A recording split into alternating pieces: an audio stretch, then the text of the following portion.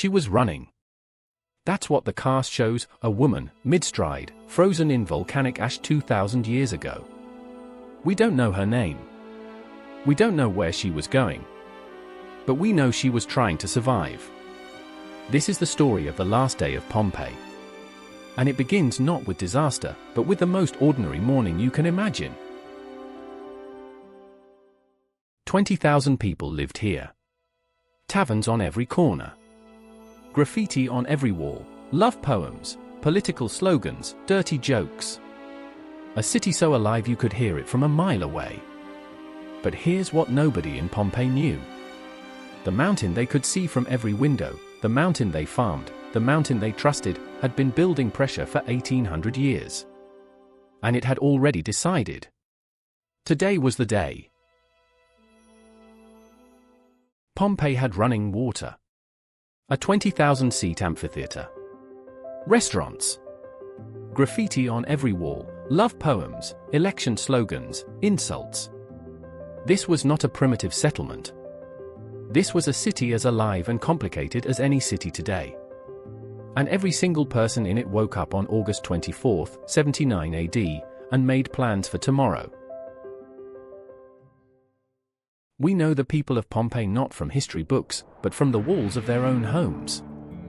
A baker named Terentius Neo had his portrait painted with his wife, both of them holding writing tablets, proud of their literacy. A gladiator named Saladus had women writing his name on walls across the city. A woman named Eumacia funded the construction of an entire public building. These were real people with real ambitions, real loves, real fears. And on the morning of August 24th, every single one of them woke up and went about their day, completely unaware it would be their last.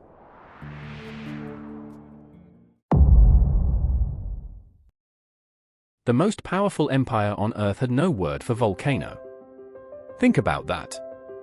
Rome had conquered Britain, Egypt, Mesopotamia. Roman engineers built aqueducts that still stand today. But the mountain sitting 12 kilometers from Pompeii, the mountain they farmed, the mountain they built villas on, the mountain they trusted, they had no idea what it was. No idea at all. Mount Vesuvius had been silent for over 1,800 years. To the people of Pompeii, it was not a threat, it was a blessing. Its slopes were covered in the most fertile farmland in all of Italy. Vineyards, olive groves, orchards. The volcanic soil produced wine so good it was exported across the entire empire. Wealthy Romans built villas on its lower slopes to enjoy the views. Nobody alive in 79 AD had ever seen Vesuvius erupt. Nobody even knew it was a volcano. The Romans had no word for volcano. They had no concept of what was sleeping inside that mountain. And the mountain had been waiting for a very long time. For weeks, the ground had been shaking. Wells went dry. Animals refused to enter certain buildings. Birds abandoned their nests. Every single warning sign was there. And every single person in Pompeii looked at those signs and said, "It's fine. It's always been fine. The mountain has always been fine." They were wrong. 17-year-old Pliny the Younger was staying with his uncle, the famous naturalist Pliny the Elder, at Misenum, a naval base 19 miles across the Bay of Naples. At approximately 1 in the afternoon, his mother pointed to an unusual cloud rising from the direction of Vesuvius. Pliny the Younger later wrote the only surviving eyewitness account of the eruption, 2 letters to the historian Tacitus, written years later, describing exactly what he saw. He described the cloud as shaped like a pine tree, a massive column rising into the sky and then spreading outward at the top. He did not yet know he was watching the death of an entire city.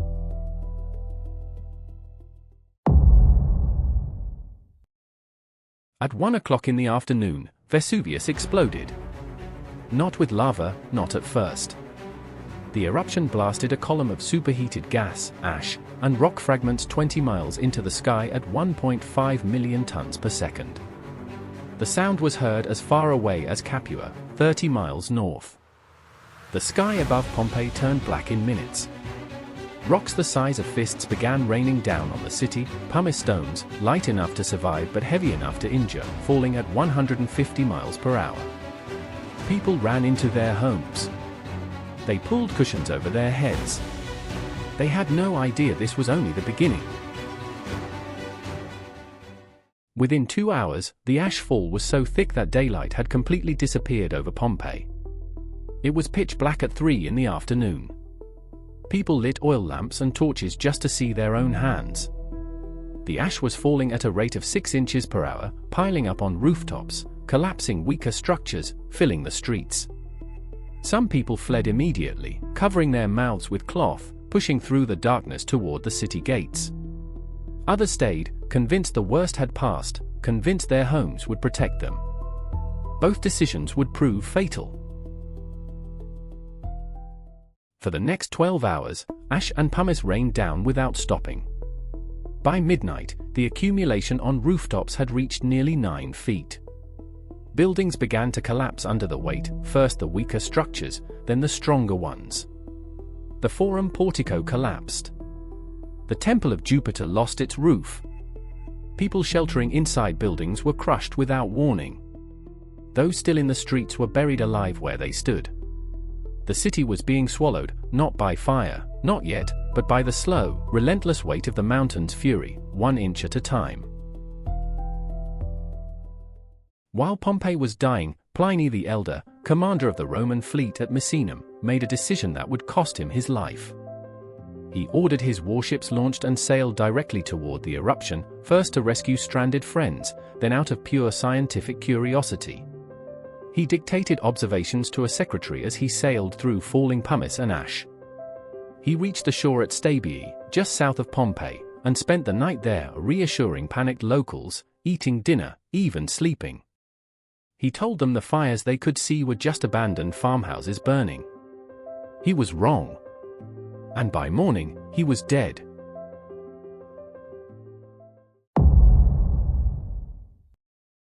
At approximately midnight, the eruption column, 20 miles tall and held up by the sheer force of the blast, began to collapse. When a Plinian eruption column collapses, it does not simply fall. It generates pyroclastic flows, avalanches of superheated gas, ash, and rock moving at up to 450 miles per hour at temperatures between 250 and 700 degrees Celsius. Nothing in their path survives. Not stone. Not metal. Not human beings. The first pyroclastic surge reached Herculaneum, a smaller city closer to Vesuvius, at midnight. Every person still in that city died in seconds. Pompeii's turn was coming. Modern forensic analysis of the victims found at Herculaneum revealed something that shocked scientists. The heat was so extreme, estimated at 500 degrees Celsius, that it caused instant death through thermal shock. Brain tissue was vaporized. Skulls exploded from the pressure of boiling fluid inside. Death was instantaneous, not from suffocation, not from burns, but from a wall of heat so intense the human body simply ceased to function in a fraction of a second. The people of Herculaneum never felt pain. They never had time to be afraid. One moment they were alive. The next, they were not. By 6:30 in the morning of August 25, the eruption column had collapsed completely. For pyroclastic surges swept through Pompeii in rapid succession. The first surge killed everyone still in the open streets. The second surge penetrated buildings, killing those sheltering inside. The third and fourth surges buried everything under a final layer of ash and rock 6 meters deep. The entire sequence, from the first surge to the last, took less than 30 minutes. 20,000 people. 30 minutes. And then silence. Complete, absolute silence. The city of Pompeii had ceased to exist. For surges. 30 minutes. That's all it took. The first surge killed everyone in the streets. The second penetrated buildings. The third and fourth buried everything 6 meters deep. 20,000 people. 30 minutes. And then, nothing. Complete silence. The city of Pompeii had ceased to exist. And for the next 1,700 years, nobody would know where it was.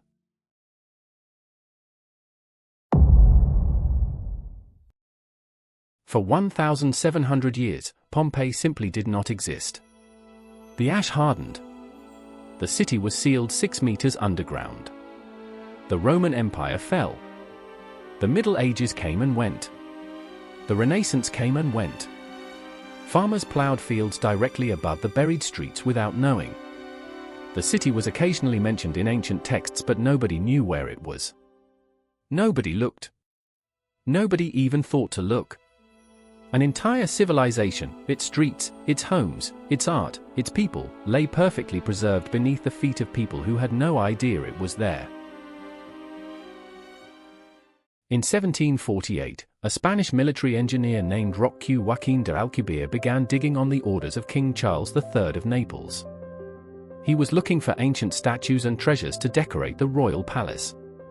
What his workers found instead stopped them cold. Painted walls. Mosaic floors. Intact rooms. Streets with wheel ruts still carved into the stone. And then, human remains. Perfectly preserved skeletons still wearing jewelry, still clutching coins. The world slowly began to understand what had been sleeping under that field for 17 centuries. Not just ruins. An entire city. Frozen in time. Exactly as it was on the morning of August 24, 79 AD. In 1863, archaeologist Giuseppe Fiorelli made a discovery that would change how the world understood Pompeii forever. He noticed hollow spaces in the hardened ash, voids left by decomposed human bodies. He injected liquid plaster into these voids. When the plaster hardened and the ash was carefully removed, what emerged were perfect three-dimensional casts of the victims, their exact body positions, their facial expressions, their clothing folds, even the anguish on their faces in their final moments. A mother shielding her child. A man covering his face. A dog curled in pain. These were not statues. These were real people, captured at the exact moment of their death. Modern CT scanning of the body casts has revealed extraordinary detail. Teeth so well preserved that dentists can identify decay patterns and diet. Bones showing healed fractures, evidence of hard physical labor. A pregnant woman in her 3rd trimester. A child estimated at 4 years old, shoes still on their feet. DNA analysis has identified family groups, parents and children found together, dying together. One cast, known simply as the Ring Lady, was found wearing 2 gold rings and gold bracelets. She was between 35 and 45 years old. She was running when she died.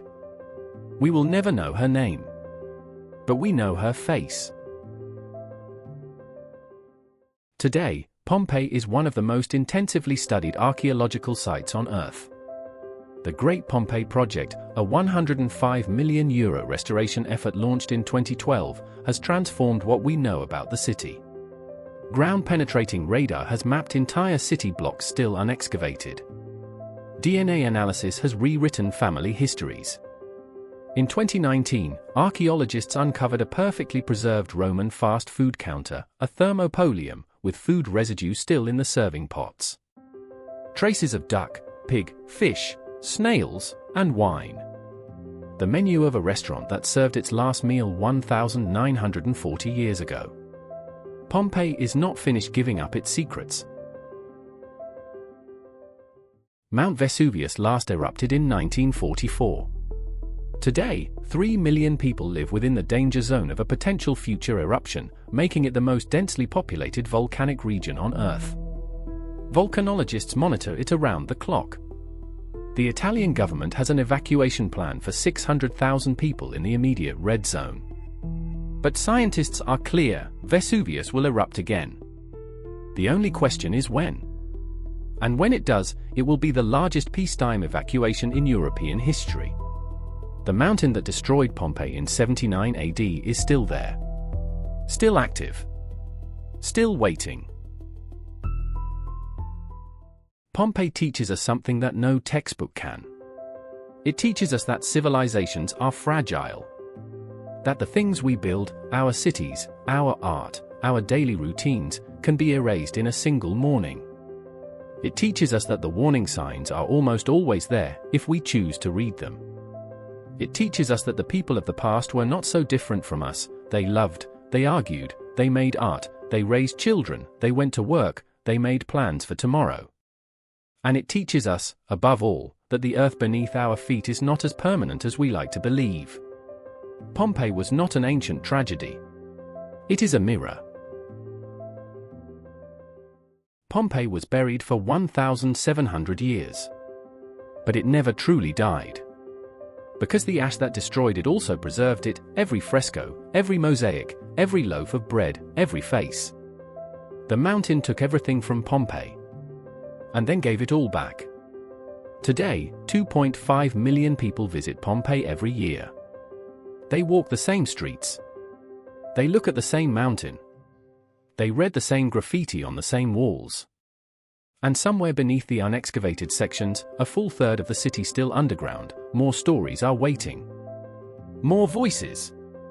More faces. Pompeii is not a ruin. It is the most complete portrait of human life ever preserved. And it is still speaking.